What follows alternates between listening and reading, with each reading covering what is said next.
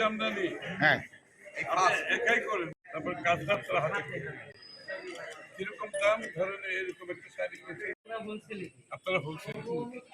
রাজনীতিবিদদের সবসময় একটা অভ্যাস যে তাদের কাছে সবাইকে যেতে হবে, মানুষের সমস্যা নিয়ে, ব্যবসায়ীদের সবাই সমস্যা নিয়ে রাজনীতিবিদরা প্রত্যাশা করে তাদের কাছে সবাই যাবে।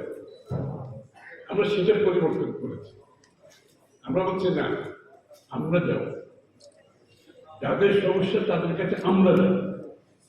এই জন্য প্রত্যেকটি ডিভিশনে আমরা ব্যবসায়ীদের সাথে বসেছি, বক্তৃতা দিয়ে চলে যায়নি, বক্তৃতা দিয়ে অপেক্ষা করেছি ওনাদের প্রশ্ন উত্তর ফেস করার জন্য। আজকে একটু প্রশ্ন উত্তর পর্ব আছে, কারণ আমরা কিছু বললাম, আপনারা শুনে চলে গেলেন, কিন্তু আপনাদের মনে, আপনাদের অন্তরে কি আছে সেটা তো আমরা জানলাম না। রাজনীতি কিন্তু আগের মতো চলবে না। এই যে শেখ হাসিনা ফ্যাসিস্ট পালিয়ে যাওয়ার পরে, আমি এটা প্রত্যেকদিন বলি, ফ্যাসিস্ট পালিয়ে যাওয়ার পরে বাংলাদেশের জনগণের মনোজগতে যে পরিবর্তন হয়েছে, যে বিশাল পরিবর্তন হয়েছে, যে প্রত্যাশা জেগেছে, যে আকাঙ্ক্ষা জেগেছে, সেই প্রত্যাশায়, সেই আকাঙ্ক্ষা, সেই পরিবর্তন যদি আমরা ধারণ করতে না পারি, তাহলে সেই রাজনৈতিক দলের কোনো ভবিষ্যৎ নেই।